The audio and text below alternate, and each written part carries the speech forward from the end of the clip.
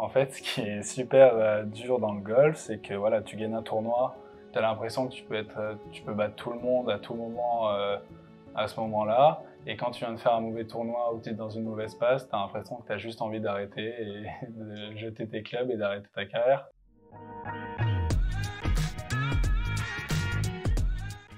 Hello tout le monde, bon, aujourd'hui on va démarrer les premières interviews Tee-Up de sportifs et on est super content de pouvoir recevoir Edgar Catherine qui est avec nous, qui est champion de golf, pardon.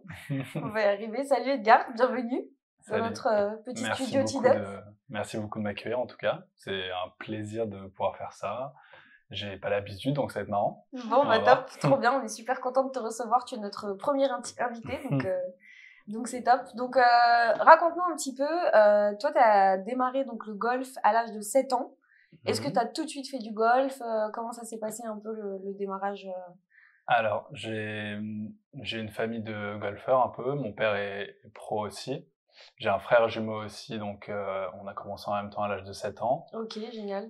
Ton père Euh, était pro, c'est ça? ouais, il a joué et puis maintenant il enseigne. Depuis qu'il a eu Ok, 2 enfants en même temps, bah, il a dû faire un peu un choix. ok, Donc il a super. décidé d'enseigner. Euh, donc à 7 ans, par rapport à notre père, je vais dire mon père, il a jamais été à vraiment me forcer ou nous forcer à quoi que ce soit. On a commencé à jouer grâce à lui, mais après ça s'est fait naturellement. On a tout de suite aimé ça Vous avez accroché? naturellement, ouais. Et petit à petit, voilà, 7 ans à l'école de golf du golf d'Aix-en-Provence, d'où je viens et où je ne suis jamais parti. Mon père est toujours là-bas, c'est vraiment comme une famille, donc c'est toujours agréable de pouvoir aller dans son golf, se sentir bien, dire bonjour à tout le monde. Voilà. Génial, comme à la maison. Ouais, c'est ça. Ok, super. Et du coup, vous avez commencé le golf donc tous les deux avec ton frère. Mhm. Et après, comment ça s'est passé? Parce qu'il me semble qu'après, tu as rapidement rejoint plutôt un Un cycle sport-études. amateur. Ouais, un Ouais, alors sport-études. Ok. donc de mes 7 à 12, école de golf, on commence un peu à faire les compétitions, ça me plaît, je joue pas mal. À 12 ans, je suis champion de France, donc bah, je me dis que bah, ça me plaît surtout. Je me demandais pas si j'étais fort ou pas, enfin je veux dire, ça me plaisait, j'avais juste envie de continuer. Et à l'époque, le moyen qui était bien, c'était voilà, d'intégrer le sport-études de la fédération. Pour Euh, pouvoir gérer l'école et le voilà, c'est sport en ça. parallèle, d'avoir Ouais, un parce équilibre. que j'étais au collège à Aix, c'était très bien, mais ça me suffisait pas. Je jouais peut-être bah, 2 fois par semaine, quoi, donc Ok, le week-end. C'était plus, entre guillemets, plus possible, et puis j'avais juste envie de jouer, quoi. Et je sentais que je m'améliorais, donc voilà, ça s'est fait naturellement, et c'est pas du tout mes parents ils sont pas du tout rentrés dans la décision, je leur ai vraiment dit que j'avais envie de faire ça. ok. Et après, voilà, j'ai la chance d'avoir des parents qui m'ont soutenu, mais qui ont jamais été trop en avant ou quoi que ce soit, ils m'ont laissé faire ce que je voulais. Et ils me disaient ils étaient d'accord ou pas, mais après, sinon, on en parlait. Mais en général, ils étaient assez d'accord. Génial. Donc, 12 ans, je rentre en sport-études, donc sur la Côte d'Azur, à Antibes. Ok. Voilà, à peu près. Oui, parce que j'allais dire des sports-études golf, il doit pas y en avoir partout, non? C'était un peu le début des sports-études pour la fédération, donc c'était un peu le commencement de quelque chose. Ils trouvaient des moyens de faire progresser les jeunes. Il y en avait un à Paris, à Montpellier, à Toulouse et à Antibes. Et donc j'ai pris le mieux, c'est bien Antibes quand même par rapport au temps. Et les meilleurs joueurs étaient là-bas aussi, c'était proche de chez moi, donc voilà. Et quand j'ai su que j'avais été pris, c'était par mail ou quelque chose comme ça, ouais, j'ai pleuré et tout. Génial, C'était terrible. incroyable. Donc ouais. Et du coup, donc à 12 ans, tu étais champion de France. Et après, tu as intégré, donc j'imagine, les parcours sport-études, c'est en général au collège que tu démarres, c'est ça? Ouais, c'était en quatrième. Et Ouais. tu as continué la compète, du coup, en parallèle de ton parcours en sport-études? Alors, c'était plus ou moins, on avait les cours le matin et on s'entraînait l'après-midi. Ok, Et après, avec l'entraîneur du sport-études, on faisait plus ou moins un calendrier de ce qu'on allait faire toute l'année. Donc voilà, tout était réglé comme ça. Et ouais, ça m'a permis de beaucoup plus jouer que d'habitude. Et petit à petit de progresser. Je refais champion de France à 14 ans, donc à chaque fois dans ma catégorie. ok. Parce que du coup, quand tu dis dans ta catégorie, peut-être que tu peux expliquer un Ouais, petit peu par rapport aux personnes qui vont nous regarder et qui ouais, connaissent pas forcément bien sûr. bien le golf, comment ça fonctionne. Alors les catégories sont un peu comme dans tous les sports. Il y a il y a moins de 13 ans, donc ça, c'est pas forcément dans tous, mais après, il y a benjamin, minime, cadet, donc toutes les catégories de jeunes, je vais dire. Donc à 12, je suis champion de France moins de 13 ans. À 14, champion de France benjamin. Ok. Donc là, je commence à pas mal jouer. Je commence à faire des tournois avec l'équipe de France aussi, les championnats du monde en moins de 13 ans, du coup, dès mon arrivée dans le sport-études. Je mélange un peu tout, hein, j'essaie de me rappeler ce qui s'est passé. Ça te rappelle des Voilà. souvenirs comme ça. Donc, tu as commencé à jouer en équipe de France en parallèle de sport-études. Ouais. Et du coup, après, tu as décidé de gérer, de mettre un petit peu de côté ton parcours scolaire et de te concentrer sur ta carrière de golfeur. Comment Alors, ça s'est c'est passé? ça. C'est pas que je n'étais pas doué à l'école ou quoi que ce soit, mais j'avais Ouais. pas très envie, surtout. Vraiment, à cette époque, j'étais juste matrixé par l'envie de jouer et j'aimais trop ça. Donc, la fédération m'a proposé d'intégrer, disons, c'est pas un sport-études, mais où les gens viennent d'arrêter leur lycée, soit décident de passer pro, ou soit partent en fac américaine. Et à cette époque, j'avais 15-16 ans, donc ils avaient tous entre 20 et 22.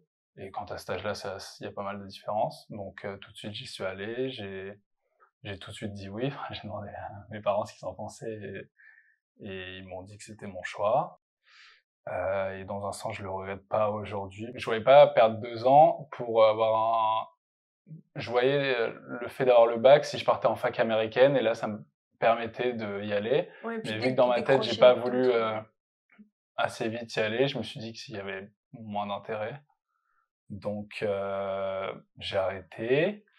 Donc, du coup, t'as pas pris l'option de la fac américaine Voilà. et t'as choisi l'option.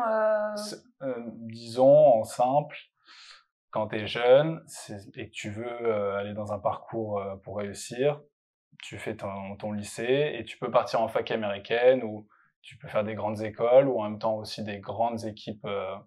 Il y a des grandes équipes dans chaque école, ça dépend, il faut les choisir. Ou soit tu décides de passer pro assez jeune. Ok. Alors que, donc voilà, si tu pars en fac, tu pars 4 ans.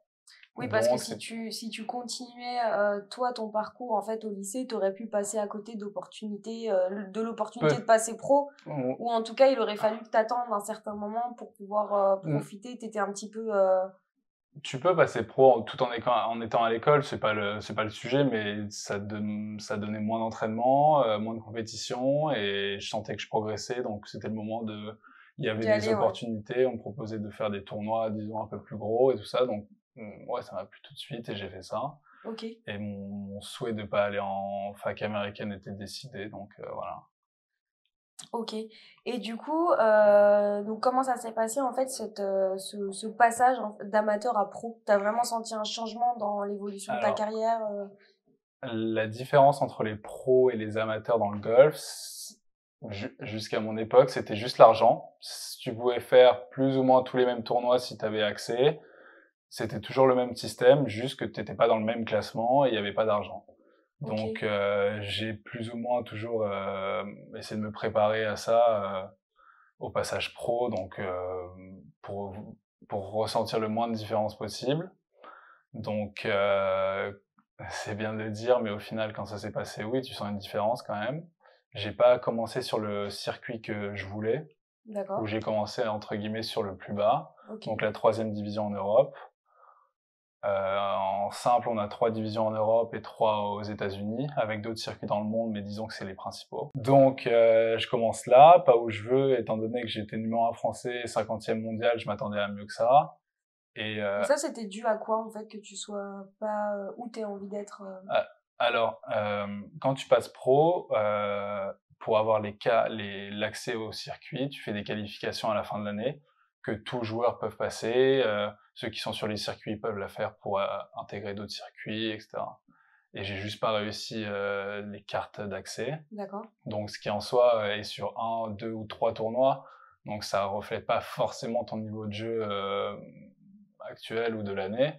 Je veux dire, tu peux très bien jouer toute l'année, ne pas être monté sur le circuit, parce que si tu joues sur ton circuit, tu peux monter via ce circuit en finissant dans tel ou tel premier, ou sinon tu as encore une chance via ces cartes d'accès. Ok. Donc le mec a pu très bien jouer toute l'année et juste pas rentrer dedans, Là, il va les rater. Il va se dire qu'il a fait une mauvaise année, alors que ça se trouve, il a juste pas eu de chance et raté de peu. Donc, j'ai fait un mauvais tournoi et je les ai pas eu. Ton arrivée en pro, ça s'est pas vraiment passé comme toi tu l'aurais voulu. Mais par contre, après, j'imagine que tu as vite réussi à Après, reprendre un du peu. coup, vu que c'est sur 1 ou 2 tournois, c'est pas très décisif, révélateur. ouais. Et donc, l'année d'après, même si tu es sur le plus petit, tu peux très bien facilement regrimper les étapes. Donc, c'est là où on voit vraiment, disons, entre guillemets, le niveau du joueur. Si ça peut aller assez vite comme assez lentement, il n'y a pas de règle. Donc, je fais ma première année, ça se passe sans que ça soit fou. Je fais pas une année exceptionnelle, donc disons que c'est pas que c'est pas une super période, il y a du positif, tout ça, mais c'est pas là où j'ai envie d'être encore une fois par rapport à ce que je me suis montré en tant que quand j'étais plus jeune. Donc je continue encore parce que j'ai envie de faire ça et il y a aucun problème. Et quel était ton objectif à ce moment-là? Tu voulais atteindre un circuit en particulier ou est-ce que tu Là, c'était des objectifs assez simples. Je voulais juste commencer à monter sur les circuits, donc commencer à aller sur la 2e division, puis sur la première. Et après, au fur et à mesure, j'aurais vu quelque chose de plus, pas plus grand, mais j'aurais refait mes objectifs.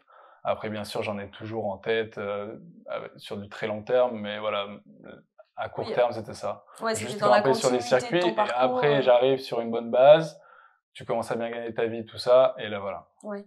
Et comment tu gères, du coup, à 15-16 ans, le fait d'intégrer un parcours pro dans le golf? Comment tu as réussi à gérer, en fait, toute cette pression et tous ces enjeux, alors que finalement, tu étais encore assez jeune? Franchement, je me posais pas trop la question. Ouais, Euh, c'était plutôt fluide. Tu j'ai, t'es dit, on y va. j'ai, quand je suis dans une bonne période où j'ai assez confiance en moi, donc je me pose pas trop de questions. J'avais, euh, j'avais l'aide de mes parents si j'en avais besoin, j'avais l'aide de la fédération, financièrement aussi, donc ça se fait naturellement. J'avais juste besoin de jouer, de m'entraîner correctement pour bien jouer, et c'est ce qui s'est passé. Et quand je suis passé pro, ma dernière année, mon année de transition n'a pas été super. Tout s'est un peu, pas détérioré, mais j'étais pas dans une super année, dans un super mood.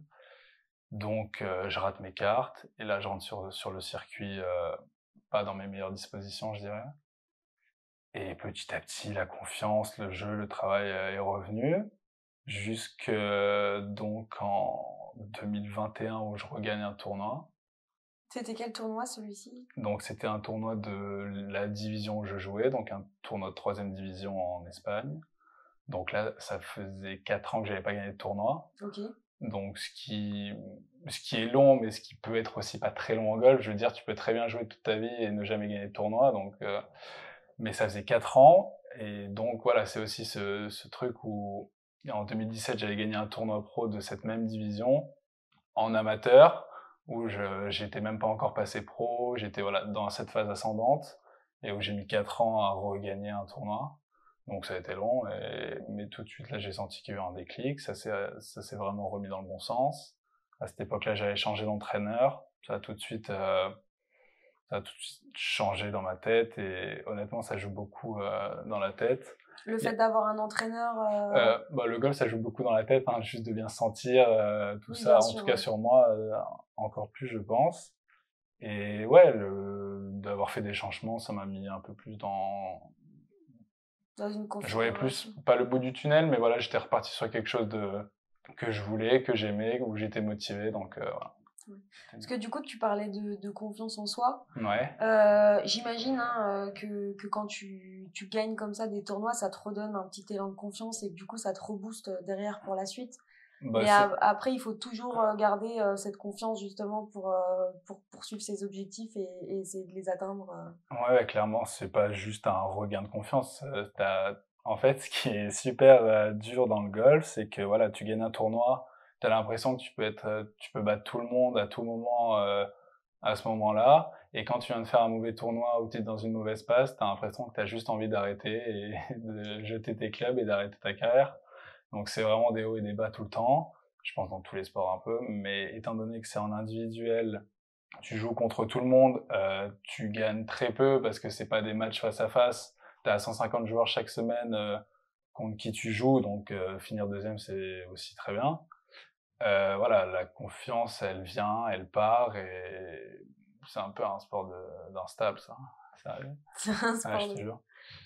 Donc, très solitaire, tu veux dire solitaire, frustrant, c'est positif. Enfin, moi, ça me dérange pas de dire ça, hein, mais c'est frustrant, solitaire, où tes émotions, elles changent tout le temps, où tes émotions de la vie privée jouent aussi sur tous tes états. Tu vas partir en tournoi pendant 4 semaines d'affilée et juste personnellement, ça se passe pas très bien et t'es tout seul pendant 4 semaines, c'est un peu plus compliqué que, voilà, t'es dans une équipe, c'est différent. Oui, c'est différent. T'es un peu seul avec toi-même face à ton Ouais, c'est objectif. ça, même si t'as tes collègues, moi j'avais des amis, ça dépend des années, parfois il y en a un qui est au-dessus, l'autre en dessous, sur les divisions. Et ma dernière année, on était avec 2 potes et c'est pas pour autant que c'est plus facile. Ça peut être d'autant plus dur parce que un mood se crée, il y en a un qui est pas très bien, ça peut mettre que l'autre aussi, ou inversement. Donc ouais, c'est dur. Donc, tu as eu quelques victoires, dont l'Alpe Tour. L'Alps Tour, donc l'Alps Tour, c'est le circuit. Donc je dis que j'ai gagné un tournoi de l'Alps Tour, je vais pas énumérer chaque tournoi. Donc celui-là, c'était en Espagne et c'était l'Alps des Andalusia. D'accord. Donc l'Alps Tour d'Andalousie. Mais en général, on dit que voilà, j'ai gagné un tournoi sur ce circuit, donc sur l'Alps Tour. Ok, super. Et du coup, par rapport à ta dernière victoire là, qui était alors il me semble que tu avais eu une victoire aussi dans le sud de l'Afrique. Oui. Avec c'était en équipe. Comment ça c'était quoi en fait Alors en Afrique du Sud, donc là c'était quand j'étais encore amateur. Ça a été mon premier gros tournoi gagné. Donc c'était en 2017. C'était les internationaux d'Afrique du Sud. Donc si tu veux, plus ou moins chaque pays a son tournoi, chez les amateurs comme chez les pros. Chez les pros, on appelle ça l'Open de France ou l'Open d'Afrique du Sud, etc.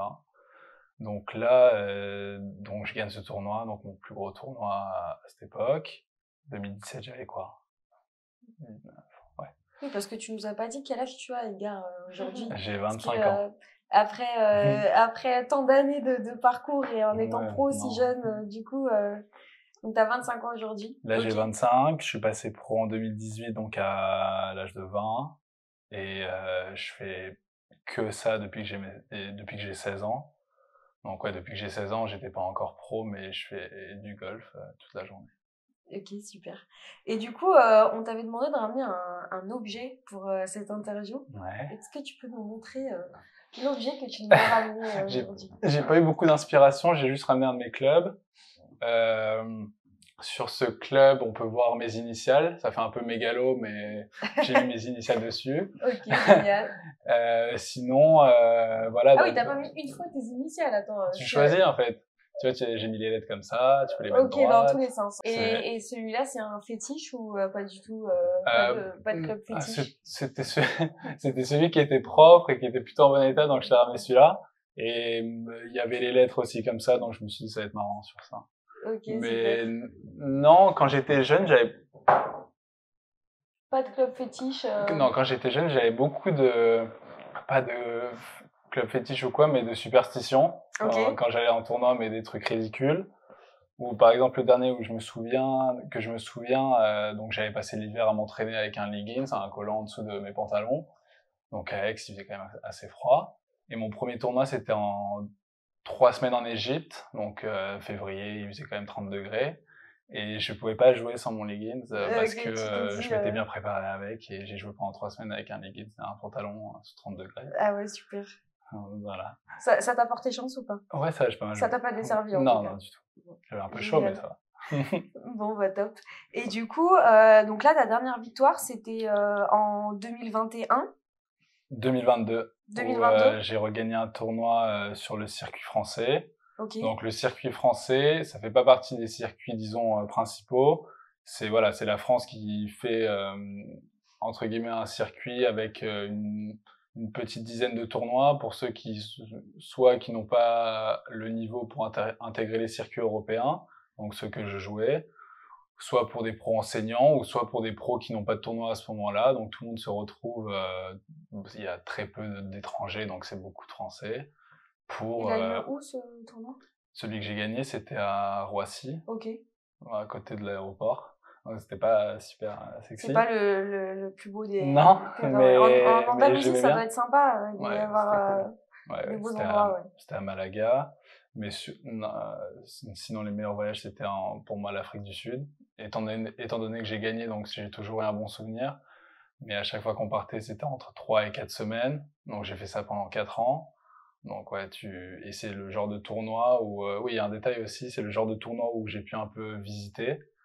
Parce que d'habitude, quand je vais en tournoi, on se dit, il a beaucoup voyagé, il connaît plein de villes, de pays. Oui, c'est vrai. Mais je les visite jamais. Donc, Oui, hormis les terrains, tu vois mais pas clairement, grand-chose. la dernière fois, je sais pas pourquoi, j'étais avec quelqu'un qui me disait qu'il avait beaucoup voyagé et tout ça. Je lui ai dit, bah, si tu veux, on compte nos nombres de pays qu'on a visités.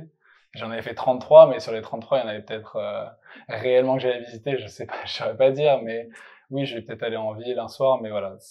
Donc c'est une vie de voyage, mais pas comme on pense. Oui, ça reste un séjour quand même avec un objectif et t'es pas en balade C'est ça, et touristique. puis tu rentres dans une routine, par exemple, quand t'enchaînes 3, 4 tournois, bah, tu sais que tu vas voyager le lundi. Le mardi, tu vas faire tes courses, commencer un peu à t'entraîner. Le mercredi, là, c'est ton vrai entraînement. Et de jeudi à dimanche, tu joues. Donc, t'as aucun moyen de Te pouvoir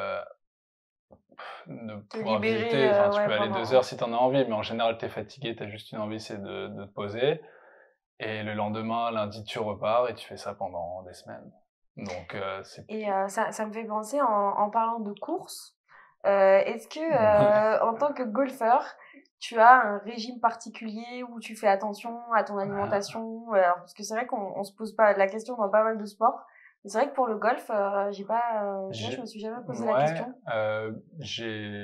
j'ai parfois eu des conseils de nutritionnistes ou des choses comme ça, mais j'ai jamais suivi un régime, particulier ou pas strict, mais juste, j'ai jamais eu de problème avec ça ou, je mange plutôt correctement et oui, si tu veux, on avait un peu notre rituel où la dernière année avec mes amis, donc on jouait le même circuit, c'est que chaque dimanche soir, donc avant de partir sur le tournoi, donc souvent dans un autre pays, on sortait vraiment, donc soit on allait au resto, soit on sortait un peu plus qu'au resto. Mais voilà, donc oui, chaque semaine, une fois, oui, ça peut arriver de se casser le ventre, mais c'est pas pour autant que ça change Ouais. quelque chose, étant donné que t'as marché pendant 4 heures et demie sous le soleil, voilà. Oui, il y a pas besoin de régime alimentaire particulier, mis à Non, part, après, prendre soin de soi, comme tout ouais, sportif et après voilà, j'ai un coach physique quand même, j'ai un coach mental aussi, j'ai un coach technique. Donc tous les aspects rentrent en jeu et mon coach physique s'y connaissait bien en nutrition, mais voilà, enfin, c'est pas que j'ai jamais trouvé ça important, mais ça allait très bien de comment je le faisais.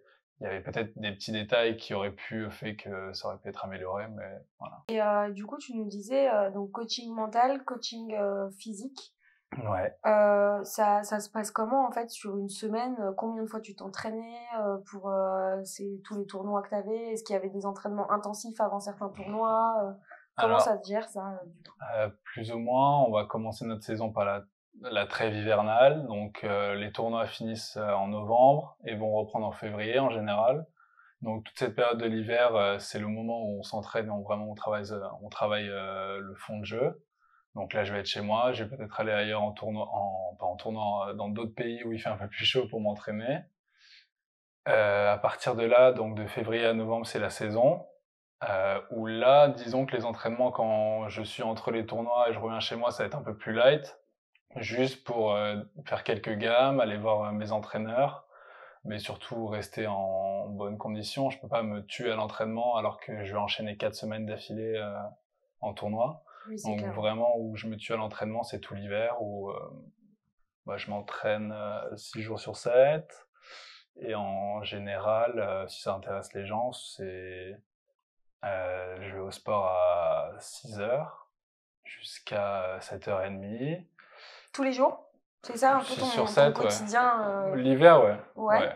Parce que enfin, mon quotidien, au final, c'est vraiment coupé en deux parties, parce que quand tu es en tournoi, c'est beaucoup plus la récupération, le fait d'être en forme que de progresser dans l'entraînement. Enfin, c'est différent. C'est vraiment... Donc ouais, 6h, 7h30, 9h au golf, un déjeuner et toute la journée au golf jusqu'à ce qu'il fasse nuit et voilà, enfin, il y a pas trop à réfléchir, tu t'entraînes le plus possible, quoi. OK, ça marche. Et du coup, depuis, il me semble que tu as un diplôme d'enseignant. Du coup, pour Ouais, pouvoir, enseigner, comment ça se passe? Ton papa, du coup, était enseignant, donc on en l'est golf. Est-ce toujours, qu'il ouais. il l'est toujours? Ouais. J'ai décidé de passer mon diplôme, du coup, pour enseigner en 2022. Il y avait eu le Covid, tout ça et au final, je me suis rendu compte que j'étais quelqu'un qui aimait bien avoir un calendrier, des activités vraiment condensées. Entre les tournois et tout ça, c'était déjà pas mal. Donc j'ai décidé de faire ça, tout l'hiver, donc ça me permettait de m'entraîner, de passer mon diplôme et en même temps de jouer mes tournois, toute la saison. Hem Et puis c'était une période où j'avais envie de pas de je remettais rien en question, mais juste de voir d'autres choses, qui pourraient m'intéresser, que ce soit dans le golf ou non. Donc ça a été ça, parce que c'était le truc le plus auquel j'étais le plus à même de faire quelque chose et puis ça m'intéressait. Donc je l'ai passé, je l'ai eu et donc depuis, bah, ça me sert pas mal. J'ai appris un autre métier au final parce que c'est pas du tout la même chose. Entre joueur où tu es, un égoïste, en tournoi à penser qu'à ta gueule et un enseignant, pédagogue et être gentil et passionné avec les gens, c'est complètement différent. C'est clair que c'est pas la même Donc chose, ouais. voilà. Et ça va, cette transition, elle s'est bien passée? T'es content? Enfin, t'as eu des retours sur des accompagnements, que t'as fait? J'ai pas encore énormément enseigné, mais de ce que j'ai fait, j'en suis content. Quand tu apprends de toute façon, voilà, ça petit à petit ça se fait, il faut pas croire que ça vient tout de suite.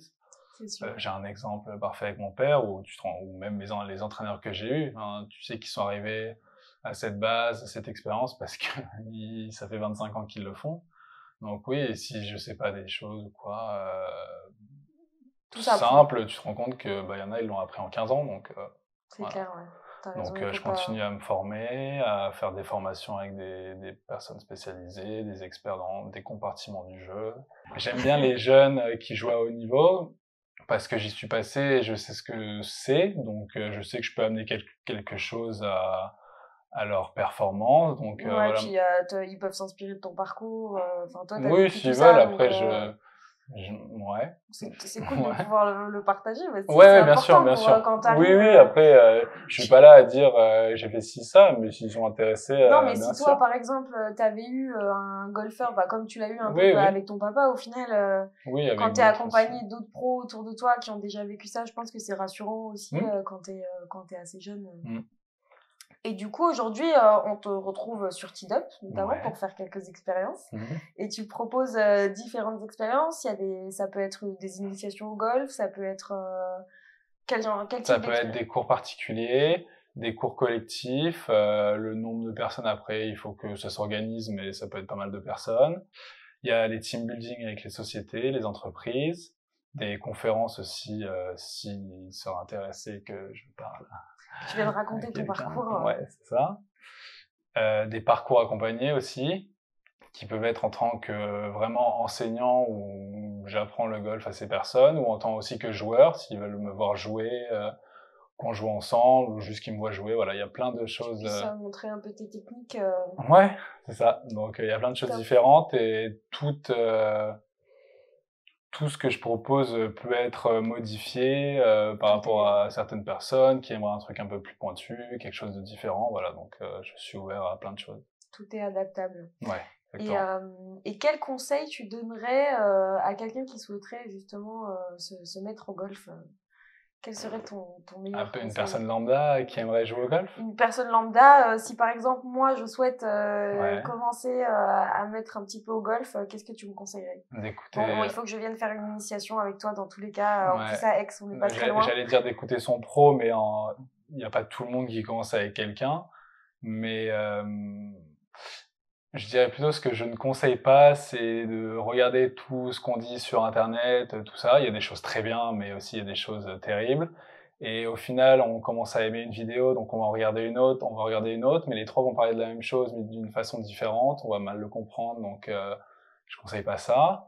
Mais Vaut mieux, sinon, juste d'essayer d'être patient parce Vive que l'expérience. ouais, d'être patient parce que c'est un sport, c'est pas, par exemple, l'exemple, c'est que c'est pas comme le vélo, si on arrête, si on joue pas souvent, ça se perd. Donc Oui. voilà, c'est un sport, il faut quand même du temps. Et ceux qui ont déjà, joué au golf, pourront le confirmer, donc voilà. Bon, bah top. Du coup, tu m'as pas dit, donc là, quels sont tes objectifs? Est-ce que je sais que tu as mis un peu ta carrière pro en stand-by. Où t'en es aujourd'hui et quels sont tes objectifs pour la suite? Est-ce que tu sais un peu? Est-ce que tu attends de savoir un peu comment ça va évoluer? Ouais, voilà, l'année dernière, j'ai décidé de pas finir ma saison parce que, j'avais moins de motivation, moins envie, moins de travail fourni, donc je me sentais pas d'aller en tournoi dans ces conditions. Ce sport me plaisait moins. C'est pas pour autant que j'ai voulu tout balancer d'un coup. J'ai décidé il y a pas longtemps, quelques mois, que j'aimerais enseigner. J'ai essayé de l'enseignement, que ça soit, dans un club comme à haut niveau. Voilà, il faut que je fasse mon expérience pour voir ce qui me plairait. Donc pour l'instant, je suis dans cette transition d'essayer d'enseigner. Et je verrai bien ce qui se passe. J'aime aussi pas mal de choses et pas mal de choses m'intéressent en dehors du golf, donc pourquoi pas aussi faire quelque chose en dehors. Explorer un peu d'autres Ouais, parce qu'au final, d'autres sujets. j'ai jamais eu à réfléchir à ce que je voulais faire dans la vie. Et la fois où je me la suis posé cette question, bah, je me suis rendu compte qu'en fait, c'est assez dur, quoi.